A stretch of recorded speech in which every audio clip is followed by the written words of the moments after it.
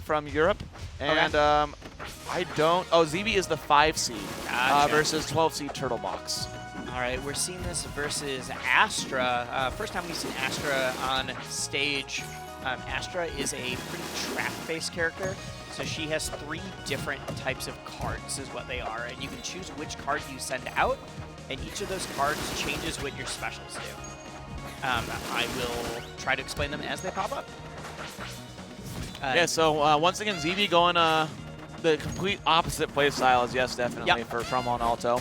Going a lot more neutral special heavy, trying to get those horns connecting with the soaked clouds.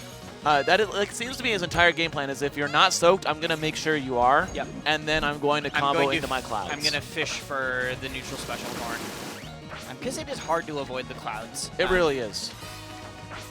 I think TurtleBox is doing a better job of it, though. Yeah, and the actual horn blow is a pretty big commitment. Right. You kind of pause there in the air for a little bit, so you can punish them like this for going for it.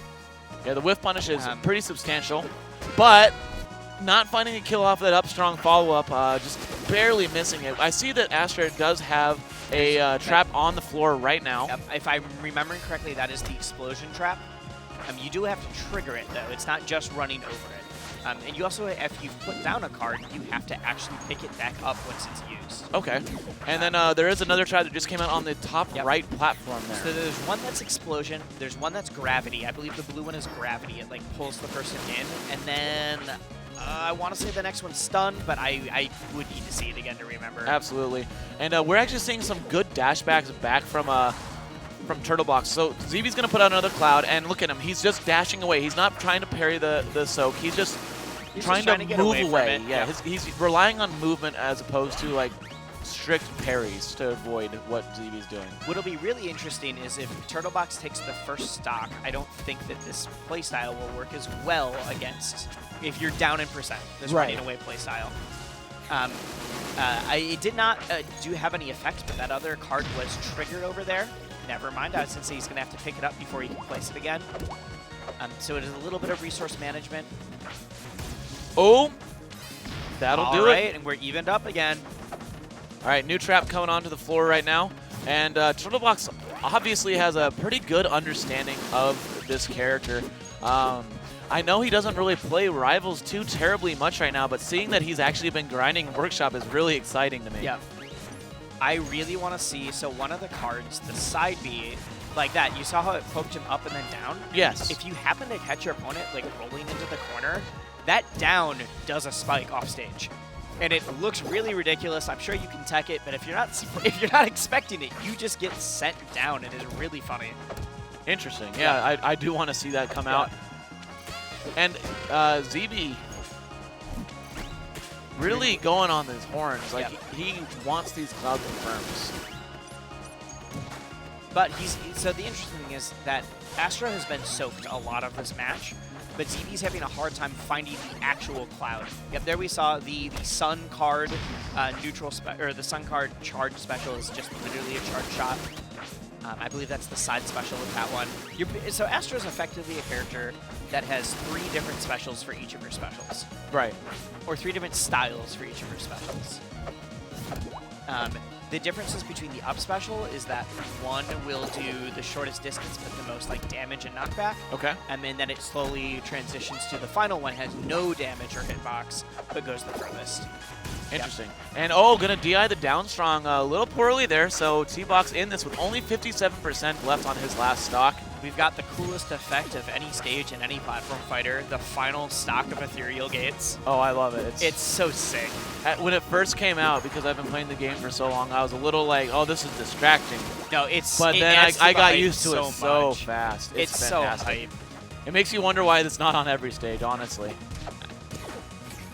I wonder, would that feel old if it was on every stage? It might, honestly. Trap? Or if it only happened on the last game of the set or something like that on every stage. Oh, if it could tell you were in tournament mode? Interesting. Oh, gonna get a combo. Doesn't find the kill off the top quite there. And that was a fantastic up special from TurtleBox just to avoid the follow-up from ZeeBee on the fall.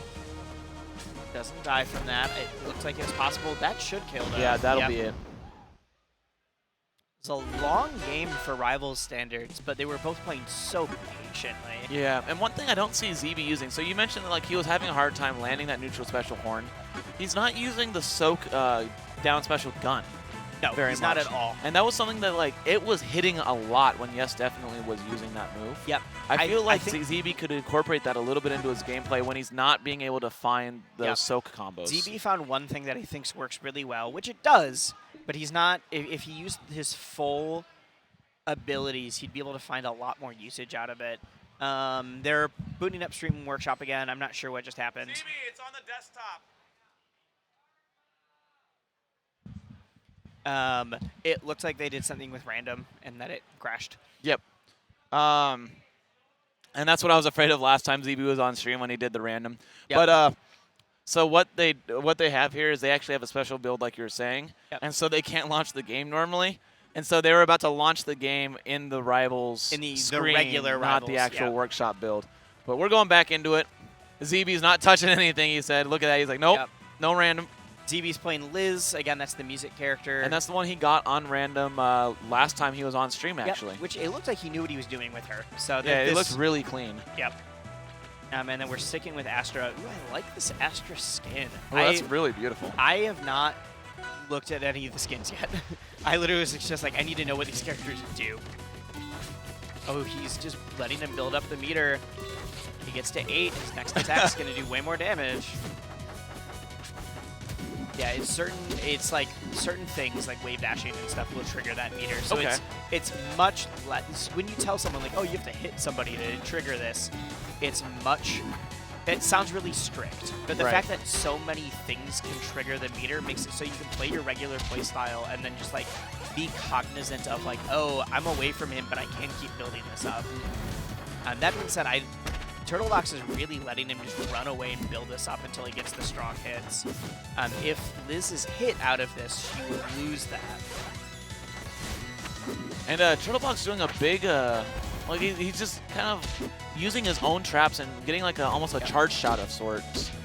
And he's finding his ways in. He's letting ZeeBee do whatever he wants and just finding his own way in. And wow, that killed off the top. ZeeBee with a little bit of bad DI. Well, and that's the thing. Liz is a music rhythm character.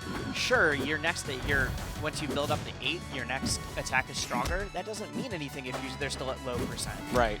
Like, I find that this character is most effective to play her like a regular character, even like a Spacey almost with that shine, and then like every once in a while fish for the the big one, like notes. When they're at like higher, like mid to high. Or just be cognizant of like, oh, I'm at like 7. I should probably do one more to link into my next like aerial. Right now, TurtleBox is kind of running away with it. He's just not. It's not even like he's letting ZeeBee, because a lot of times you talk about like, oh, he's letting ZeeBee play his own game. He just doesn't care that ZeeBee's playing his own game, and he's just killing him for it. Takes him off the top again. And there's the 3-stock coming out. T-Box laughing it off. He's like, yep, go back to Trum and Alto. You're going to need it. He just went back to Liz. Oh, no. He's not He's switching characters. I can't tell which one he just clicked on. I think Trummel. Yep, Trummel and Alto. Okay. ZeeBee doesn't want to lose this. Yep. Like, workshop's all fun and games, but there is money on the line. There is a $500 pot bonus for this fantastic side event, you know? So ZeeBee, going back to Trum and Alto, where he did have a not dominant game, but was pretty well favored for him. Yeah, it was pretty close. It came down to the last stock, but he seems like he's got a very solid game plan with Trum and Alto. Like we said, it's a little bit of a limited game plan, but he's got it. And I think he would rather stick to what he knows than try to like figure out what to do with the new character. Exactly, yeah. Is the soak again? We're not seeing him. Yeah, we're not seeing him use the gun or even use the neutral special Molotov at all. So he's not, despite having the clouds controlling a lot of space, he could be controlling so much more. Right, like he's controlling that vertical space with the clouds, right? But he could be controlling the horizontal space with the gun. And you get that intersection of just different like effects that he's just really not taking advantage of. Also, that TurtleBox has figured out this game against that you can just hit the clouds, and then they're not actionable for a little bit. Oh, interesting. Yeah. And so you saw him like literally just go up and nair the clouds, knowing like, okay, you won't be able to use the clouds for the next like 3. I don't know what the time is. You'll see them flash though. Right.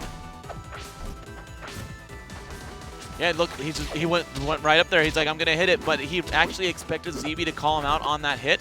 And instead of going for the cloud, I love that up smash. He covered ZeeBee's jump to the platform. Yep. He's like, okay, I'm going to threaten your cloud. You're going to need to come and stop me. You're going to try to protect the cloud, and now I'm actually going to hit you. Exactly. That's just like really smart gameplay. Already getting levels here.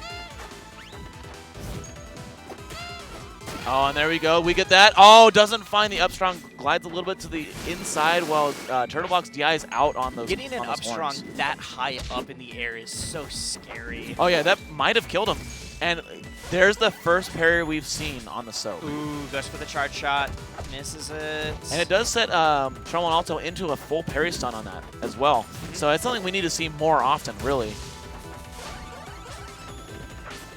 It's got the charge on lock. See if he's able to make use of it. Ooh, gets blocked. Very close, but the water just kind of I put it out. There's a lot of things that I don't know how weird status effect type of things are going to affect each other. Yeah, projectile interactions, even in base game rivals, have been weird and have been finely tuned over the years. And so having workshop characters, you know, like, interacting with other workshop characters. I didn't know my rain would just fully block all of your projectiles, that kind of thing. TurtleBox's movement is so good. He's using a lot of like burst options that come with his specials, that sort of thing. He waited. He knew he couldn't get the punish after that plat drop on the parry, so he waited for the panic roll after the parry stun ended. Everyone panic rolls. Oh. That has remained the same in Workshop. See, if you notice, he used the shortest up B so that he could then get a hit off of it. Oh, all right, all right. Yeah, ZeeBee not finding a kill. He's gone for an up strong almost every time, and so TurtleBox felt okay going to the sides. Like, okay, I don't think you're going to use your F smash after this stun, that kind of thing. And yeah, ZeeBee like kind of fishing for this horn, does end up finding it after, I think that was the 6th one in a row. Yeah, goes for a lot of them. But T-Box showing that he's understanding the character more and more as time goes on, and the longer this game goes, the more like damning it is going to be for ZeeBee. I think in the perfect world, not that I want ZeeBee to lose, but I think that TurtleBox has a better idea of the full toolkit of his character. Right. And so it'll be interesting to see if he keeps moving onward through the bracket. Yeah, I do want to see. Oh, all right. Well, he's going to move onward into the bracket. That's that right there. I did not expect that. ZeeBee shaking his head. I think he's like, oh shoot, he threw away a game. More. Yeah, he goes to Liz, throws away a game, and then he let TurtleBox get more comfortable with his character. He wasn't learning the Trum and Alto matchup in that game too, but he was getting comfortable with himself in that game too. I think he was learning it, or not in game 2, but in game 3 you saw that. Oh yeah, he absolutely learned it game 3. He was like hitting the clouds, and he was doing a lot of stuff to prevent ZeeBee from doing that setup. Right. The cloud, soak, neutral B. Like. It was clear that he wanted the same setup most of the time, and TurtleBox shut it down for the most part. Yep, and then entire game 2, while ZeeBee was using Liz, TurtleBox is learning what he can do, not only in his own character, but what ZeeBee specifically falls for against him. And so ZeeBee may have honestly thrown away that set by switching characters that game 2. I think he did throw away that set by doing it. Hard to say. We now have PK Anti versus Slime Puffin. I know that Slime Puffin is very highly seeded, which means that he does practice a lot of workshop stuff. Yeah, he grinds a lot. He plays though. He's also a European boy. Yep.